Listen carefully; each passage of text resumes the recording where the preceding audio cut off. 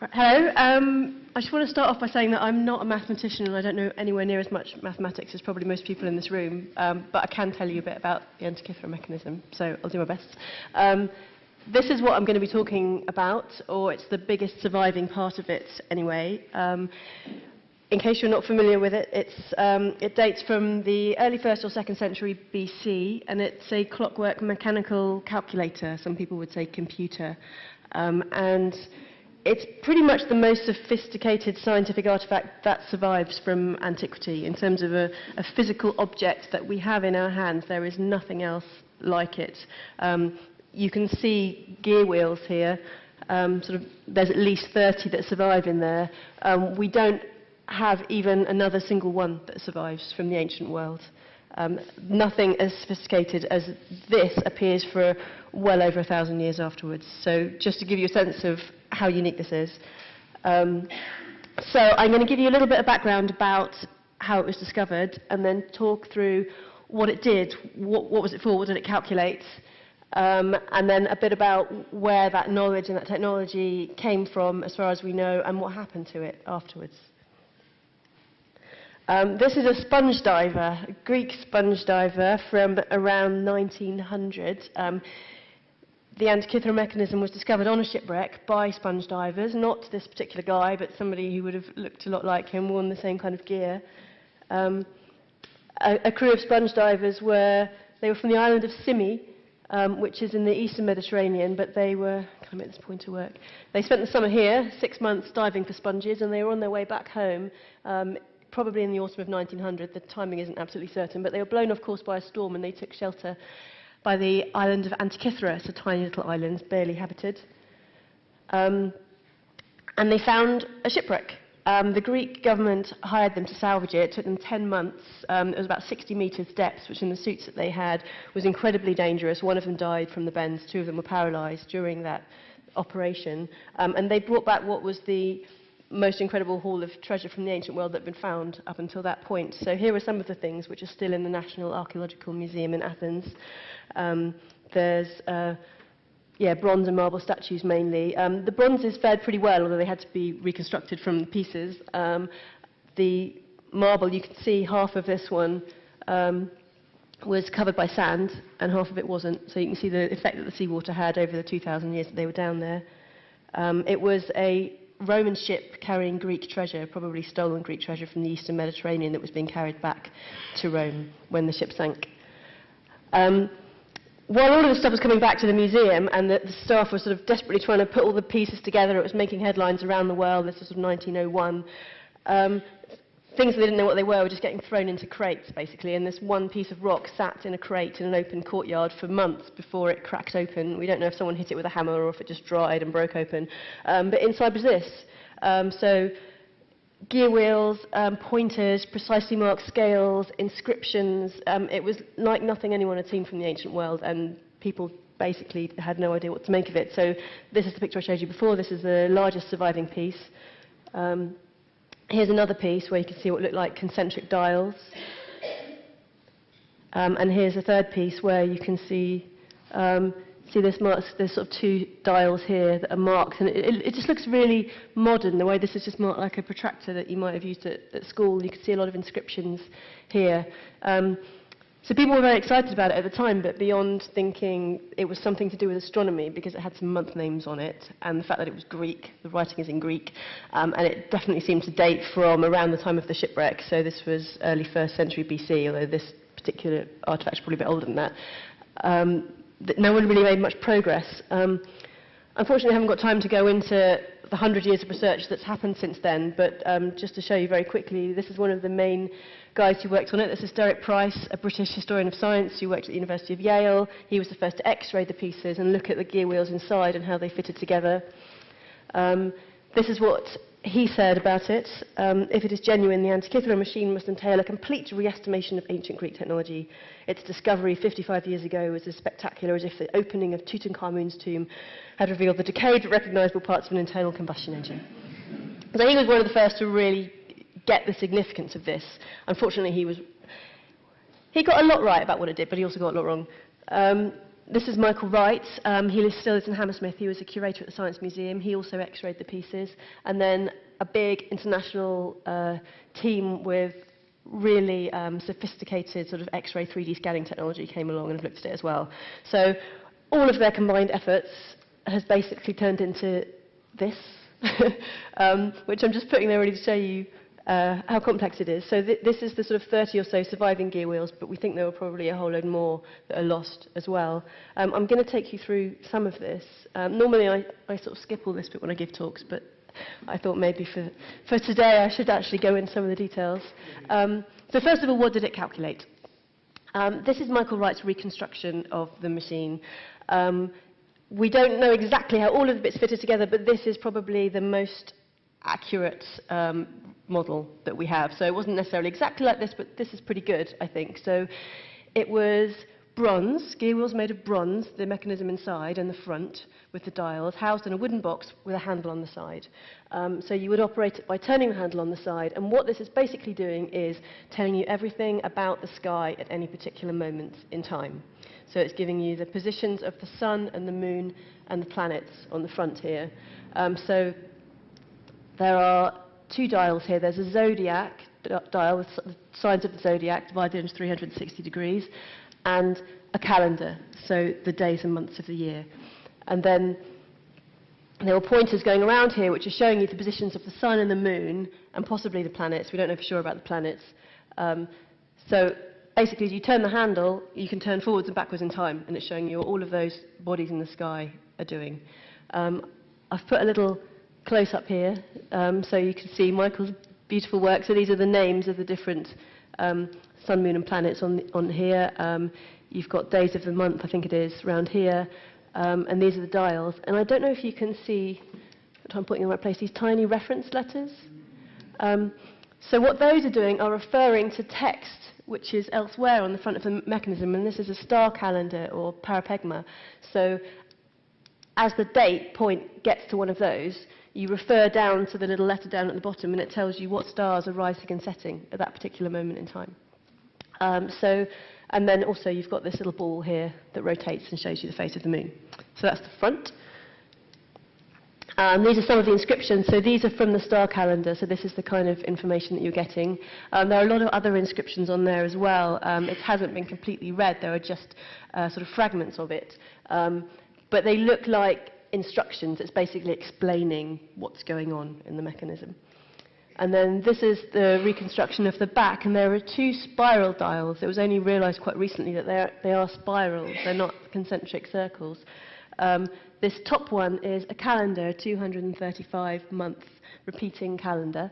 And this dial is basically like a stylus on a record player. It's really clever. You start here, and as it goes round, basically it extends. The arm gets longer as it goes around the spiral until you get to the end, and then when you're finished, you just pick it up and put it back to the beginning again, and it goes again. And then here I've got a close-up of this little subsidiary dial, which initially was thought to be a way of multiplying this calendar. So this is a 235-month calendar, but the Greek, which I'll come back to a little bit in a minute, but the Greeks also used a calendar which was 4 times that, which was more accurate. So it was thought that that was allowing you to measure 4 sets of these 235 months. But when they read the names on the dial, they actually realised that it was the names of Greek athletic games, including the Olympics. So that was completely unexpected. So this is actually a 4-year dial, and it tells you the names of the games that were happening in that particular year. So it was thought that this was a completely sort of scientific, astronomical instrument, and then suddenly you've got something of social importance that's there as well. So that's telling you something interesting about who this was used by and what it was used for. And then on the bottom, this is an eclipse prediction dial. And again, I'll come back to the details of how this works, but this is a 223-month cycle in which patterns of eclipses tend to repeat themselves after 223 months. So again, you've got this extendable pointer that's going all the way around, and when it gets to the end, you lift it up and you put it back to the beginning. And you've got a smaller dial here, which is measuring 3 sets of those cycles, which actually gives you a more accurate period. And then this is just a diagram showing you all the different functions. So the maths. So inside you've got gear wheels. So it's like the inside of a modern clock, basically. So how do you calculate with these? So here's a very basic slide. But if you imagine that you have a pair of interlocking gears, this one's got 48 teeth, this one's got 16 teeth. If you've got an axle coming here and you turn a handle and you turn this wheel once, this wheel is going to turn 4 times. Does that make sense? And it's 3 times? Oh my goodness. Oh, it was late last night. I'm so sorry. I told you I'm not a mathematician. I was doing this late last night. Pretend that all of these 4s over here say 3. So, okay, so you turn this, and this is going to turn 3 times, and that is a function of the number of teeth of the gears. And you can write that as a fraction. I doubt the Greeks would have written it that way, but you can understand it in that way. And if you do it the other way around, if you're turning this wheel here, you turn that one once, this one's going to go a third of the way around. So you're either multiplying or dividing, depending on the number of teeth. And then you can kind of pile different pairs of gears up onto each other. So if you're driving this gear to move this one, then you can have an axle through here where you've got you can have another pair that starts here. So you can have the first one of your second pair turns on the same axle at the same speed, and then that's driving a second one. So that would give you can sort of multiply those fractions together. Pretend that says 9. And again, you can build them up like that.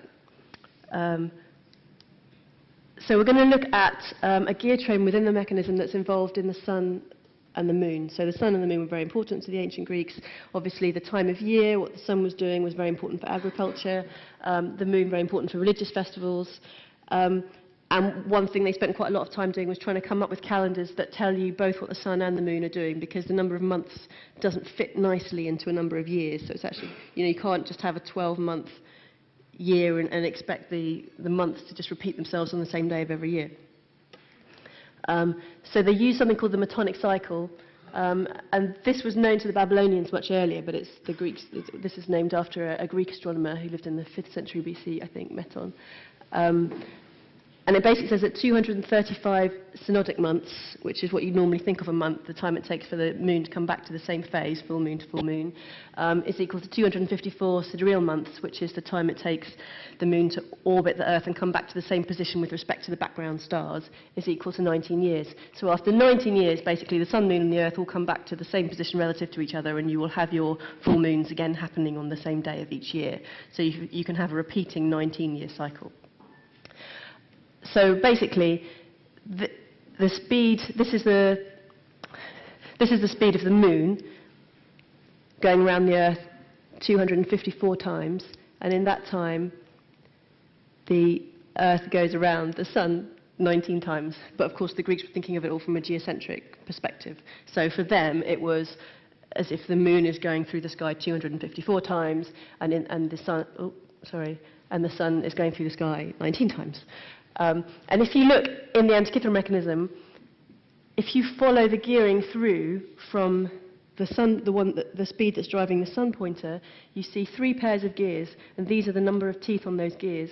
And what that basically adds up to is 254 over 19. So what it's doing is it's turning the speed of the sun into the speed of the moon. I don't know if that makes any sense.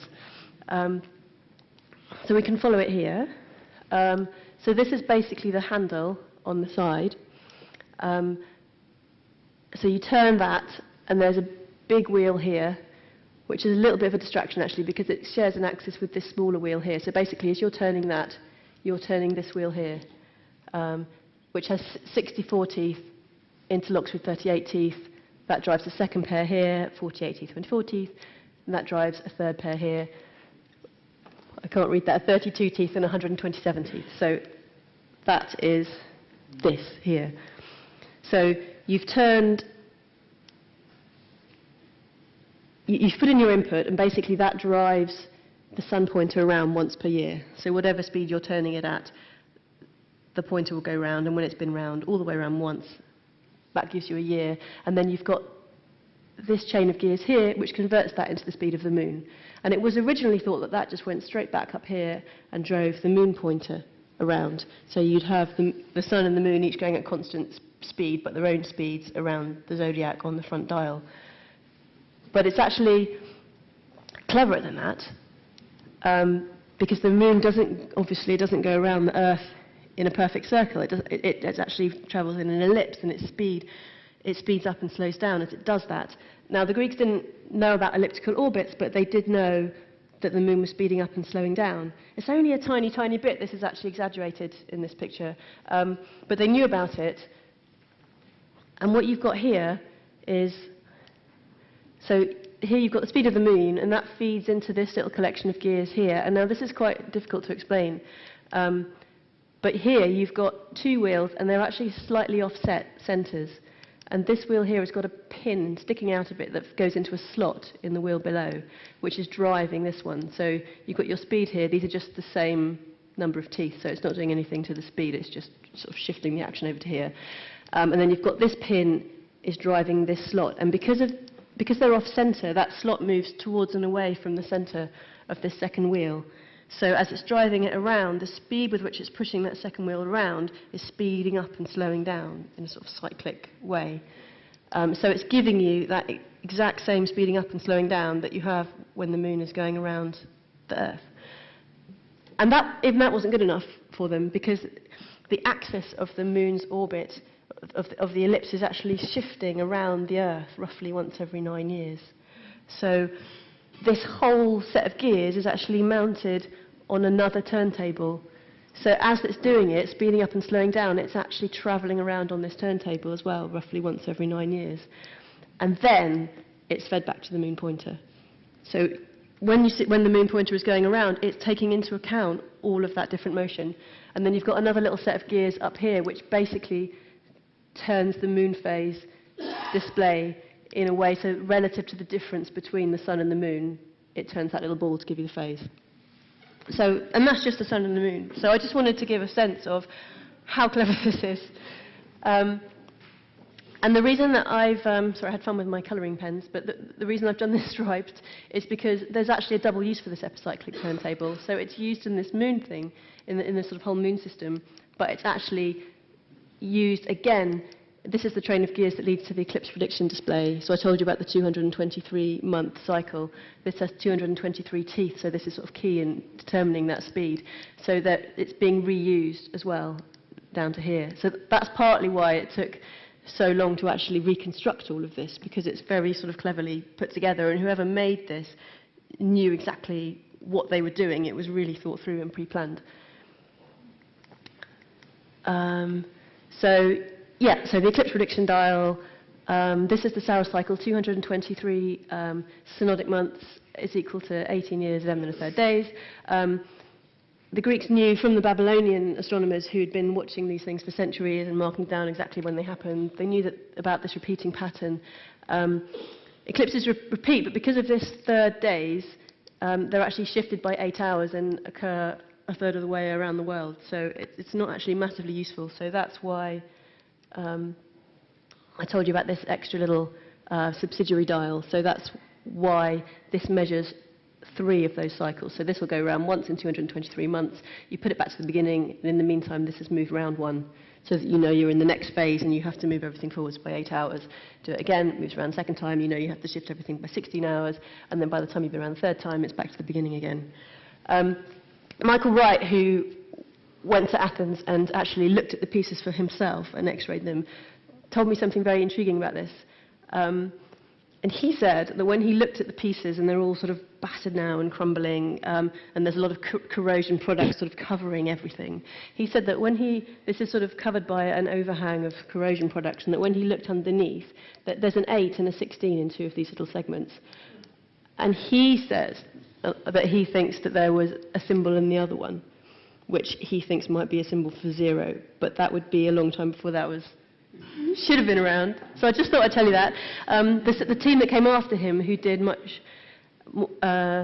did the sort of 3D slices through everything so that they can't see anything there.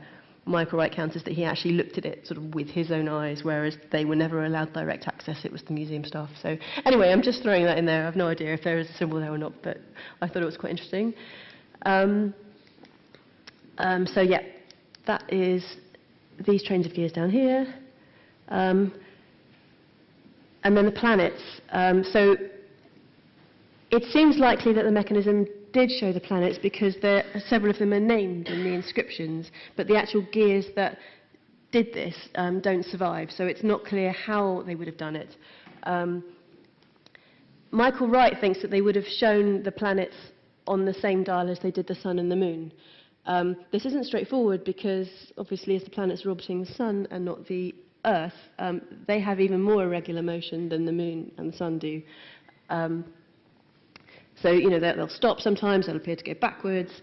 And he thinks that what they would have had to have done was to have a separate gear train for each planet, and it would have been, it's called epicyclic gearing, where you have gears that ride around on other wheels. So this is the same principle that I just explained for the Moon, where you've got gears riding around.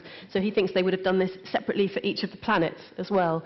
I don't know if you can see, there's a slotted lever here. So this is your epicyclic gear here that's riding around on this bigger one, and you've got a pin sticking out of it here. So you can see that it's kind of looping the loop. So this is modelling the Greek theory of epicycles. So it's looping the loop as it goes round in the bigger orbit. And if this is the pin here, you can see that it's kind of going to sometimes stop and change direction. So it's just modelling exactly how the Greeks thought that the planets were moving. And then you've got this slotted lever that then translates that movement back to the pointer in the centre. So that's one idea, which is pretty impressive. There's another idea. Another astronomer more recently came out with a paper where he measured the divisions between all of the different, he measured all the different spacings on the zodiac dial, and he thinks that they're split into a fast zone and a slow zone, which would mean that for the Sun, Michael Wright, as well as the planets, he thinks they would have done this for the Sun as well. They've done it for the Moon, they've accounted for the variation in speed of the Moon, they probably would have also done it for the Sun, we just don't have the gears.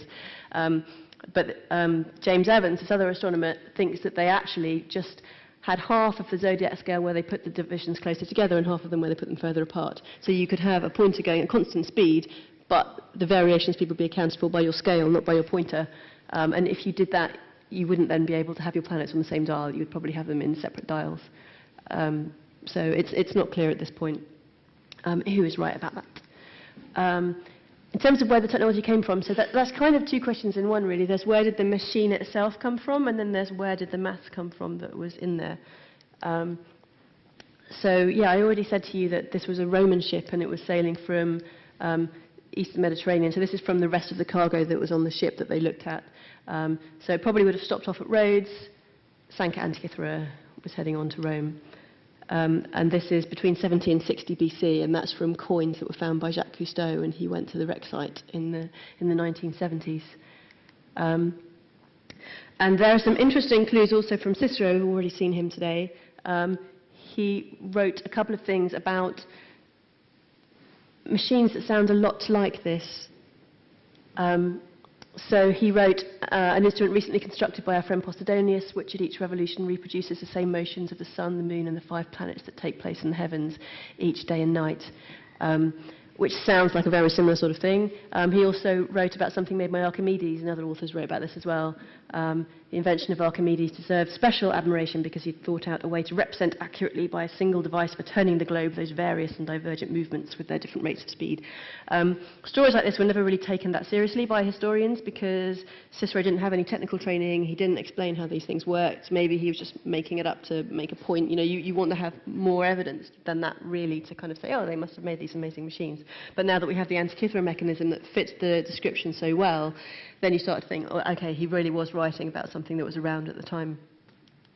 So Posidonius was a philosopher who lived on Rhodes at exactly the time that the Antikythera ship would have stopped off there, and Cicero was on Rhodes at exactly this time as well. And he had an interest in astronomy, so perhaps there's a connection there.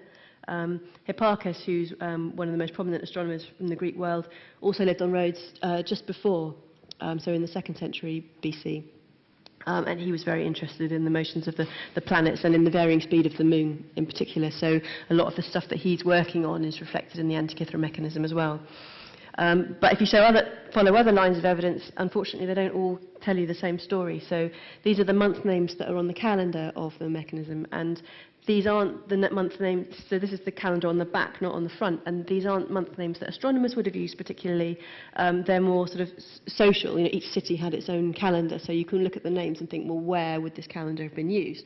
And basically it comes down to Sicily or northwest Greece. So Sicily is interesting because that's where Archimedes was working a long time before, or northwest Greece. And then the Olympiad dial that I was telling you about that tells you the location of the games has 6 games named on it, 5 of which have been read so far. The first 4 are quite big games, would have been of importance across the Greek world, but Na was apparently a very small local affair where you would only really been interested if you lived nearby, and that was held in northwest Greece. So there are 2 things that match up there. But then with Archimedes, so several authors wrote that he had made something similar to this. He probably didn't make the actual Antikythera mechanism because he was living quite a bit earlier. But we do know that he was working with gears to sort of make machines to lift heavy weights with and that sort of thing, so to change the ratios of forces. So much simpler than what's in the Antikythera mechanism, but sort of the same principle. His father was an astronomer. And he also wrote a treatise called On Sphere Making, which we only have the title of. But sphere was the word that was used for these kinds of astronomical models. So it's intriguing to think that maybe he came up with this idea originally, and if we could ever find that treatise, it might tell us about how they were made. In terms of the knowledge, so as I've already said, a lot of the astronomy in the Antikythera mechanism wasn't Greek originally. It came from Babylonian astronomers. So they had been observing the heavens for centuries and marking down very diligently exactly sort of what was happening when, because for them it was all related to sort of omens about the future and whether bad things were going to happen to the king. So it's very important to know what was going to happen when and to try and predict it. And they saw the heavens in a very arithmetical way, just sort of things that were moving almost on a 2-dimensional screen, and they had sort of algorithms for just being able to plot the motion of different things and predict what was going to happen next, but they weren't really interested in how things were arranged. Whereas the Greeks, on the other hand, sort of up until this point, they thought much more geometrically. They were interested in how the cosmos was arranged, but they didn't really put numbers to it. So it was more about coming up with models that were philosophically pleasing and perfect, and in perfect spheres and this kind of thing, and sort of what was where, but they didn't actually make much attempt to sort of match that numerically to what was happening in the sky. And the Antikythera mechanism really represents those 2 traditions coming together. You've got the numbers being put to it, but you've also got the sort of the geometric aspect. We're trying to model how these things are actually moving through space. And Hipparchus is sort of very interesting in this regard because he is thought to be one of the main astronomers who brought those things together, and it's been suggested that he did have direct access to the Babylonian astronomers' records. So it does kind of feel like maybe he had a hand in this kind of tradition of models somewhere. So in terms of significance in the history of astronomy, I just think it's really nice that it kind of represents the bringing together of those 2 traditions. But there's another aspect as well, which kind of comes back to who's right about what was going on with the planets. Because if you go with Michael Wright's theory, this is sort of a representation of the Greek epicyclic theory of the planets. So there's kind of this idea that the planets must have been moving in perfect circles. They saw sort of circular orbits as perfect, and things in the heavens were divine, so they must have been moving in circles. Nothing else was really conceivable. But when you see this irregular movement backwards and forwards, you know, they had to try and square that somehow, so they came up with the theory of epicycles, so circles superimposed on other circles. And so you see with what's going on with the gearing for the moon, these circles riding around on other circles, and if Michael's right, what was happening with the planets, that this would be a lovely mechanical representation of that theory. And then you've got James Evans saying, actually, no, you don't need any epicyclic gearing for the planets in here at all. With the sun, they could have just done it by marking the scale differently, and that model actually comes directly from the Babylonians as well, so if they were doing that, that would be quite interesting. And he thinks that what's going on with the moon mechanism, with the circles riding on other circles, is you've got a Greek model maker who is taking the Babylonian sort of arithmetic astronomical tradition and thinking, how can I model that with my gear wheels. And he's thinking the best way I can model that with my wheels is by putting wheels going round on other wheels. So the epicycles, it wasn't that the astronomers came up with the idea and then the model makers copied it, and we still use epicyclic gearing today, and it's named after epicycles. It was actually the other way around, that it may have been a model maker who came up with the idea originally to try and model what the Babylonians' astronomy, and then the Greek astronomers were like, oh, well, that works perfectly. Perhaps that is actually how the cosmos is really arranged. So models like this, probably not this specific mechanism, because I think it was probably made after epicycles were suggested, but models like this, when they first started, could have been the original inspiration for the epicyclic theory in astronomy. So, again, it's an idea. It's just a really interesting thing to think about. In terms of where did the technology go, so as I said, we don't really see anything like this for until medieval Europe, really, with the appearance of mechanical clocks. So it's clear that when the Roman civilization collapsed, a lot of this technology and a lot of this knowledge was lost, as happened really across the board. But we do see hints of little kernels of the technology that did survive. So the next thing that you see that's anything similar at all is this sundial. This is from the Byzantine Empire, 6th century AD, so many hundreds of years later. Still Greek-speaking. This is a model, a reconstruction that was also made by Michael Wright, sort of from the battered pieces which are in the Science Museum. But most of this is a sundial, and there are quite a lot of these around. But this is what's really unusual. These represent the 7 days of the week. This is a little calendar with a ratchet that you click round once for every day. On the back, so that leads to a set of 8 gear wheels, which are like a little mini geared calendar, and what they drive as you move it round once every day this is a zodiac dial. This is the sun's position in the zodiac. This is the moon's position in the zodiac. This is a sort of a rotating disc that gives you the phase of the moon, and this gives you the day of the month. So it's exactly the same idea. It's much simpler. It's only 8 wheels compared to 30 plus, and it's just the sun and the moon. But that concept has survived into the Byzantine Empire. And this is a copy of, I think it's a 10th century manuscript originally. It's been thought to be by an astronomer called Nastulus in the Islamic world. And if you look at this, this is a diagram of exactly the same 8-wheel calendar. So you can count the teeth on the gear wheels here. And here is the sun and the moon in the zodiac, 2 little dials, the phase of the moon, the day of the month. It's exactly the same calendar, and again it's written here that this is a calendar to be attached to a sundial. So now we're into the Islamic world, several hundred years later. This is an astrolabe that's held in the Museum of History of Science in Oxford, and this is from the 13th century, from Isfahan in Iran. It's a beautiful astrolabe. On the back, you've got the same thing again, so it's attached to an astrolabe now, not a sundial, so it seems like these calendars could be sort of attached to different kinds of instruments depending on what you wanted to do. And here you've actually got concentric dials, sun and the moon going around in the zodiac, phase of the moon, day of the month. Again, it's 8 gear wheels. So this is 13th century. So you can see the technology has sort of survived through. And actually what's interesting about that sundial is that it's not a luxury item like the Antikythera mechanism would have been. It's actually quite an everyday piece of kit, so it suggests that this could have been quite widespread. So there's just showing you the gear wheels inside.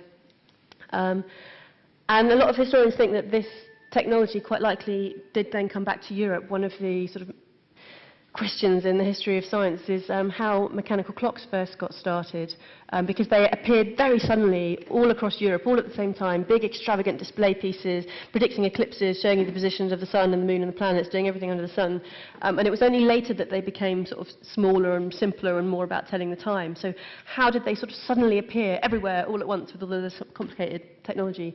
And it seems, as a lot of other knowledge was coming back from the Islamic world at the time, that this sort of geared technology probably came back as well. And when somebody invented the mechanical escapement, then everything got put together. So when you look at the pieces of the Antikythera mechanism and you sort of see how modern they look, it isn't actually a coincidence, and there may well be a sort of continuing thread that reaches all the way through to the gears that are in our watches, cars, cameras, everything around us today. And that's the end of my talk. There are just some links there if anyone's interested. Thank you.